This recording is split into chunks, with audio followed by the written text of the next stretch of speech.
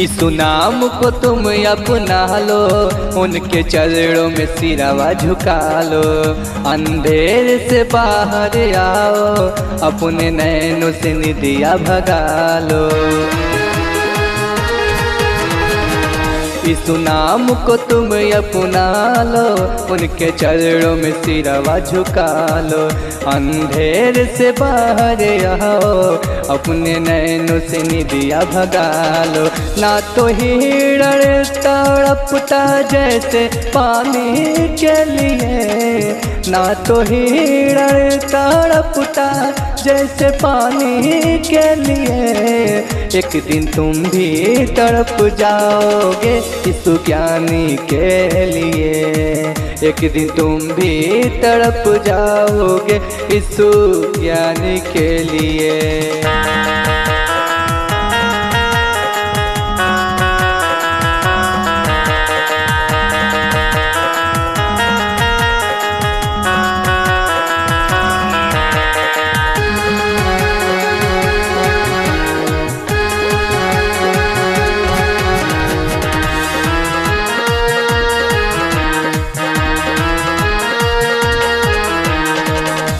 भरपूर जीवन देगा तुझे, अपनों से अलग न करेगा तुझे।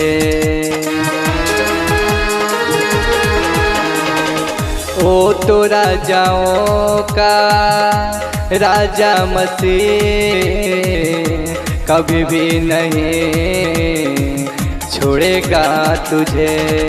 आगे खाए अभी ठहर लो, उसके हाथ के अंगुली पकड़ लो। आगे खाए अभी ठहर लो, उसके हाथों के अंगुली पकड़ लो। ना तो हिरण तड़पता जैसे पानी के लिए, ना तो हिरण तड़पता जैसे पानी के लिए। एक दिन तुम भी तड़प जाओगे इस ज्ञानी के लिए। एक दिन तुम भी तड़प जाओगे इस ज्ञानी के लिए।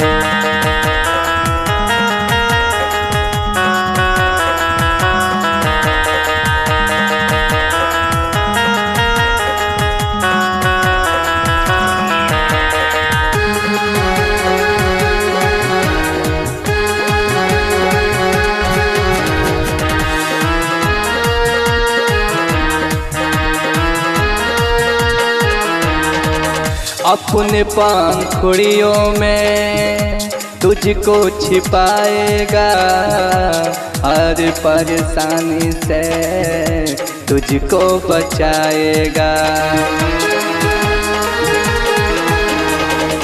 अपने तुम दिल में उसको बसा लो, खुदा की बात रूह तुझको सिखाएगा। उसकी राह को तुम अपना लो, अपना जीवन धन्य बना लो।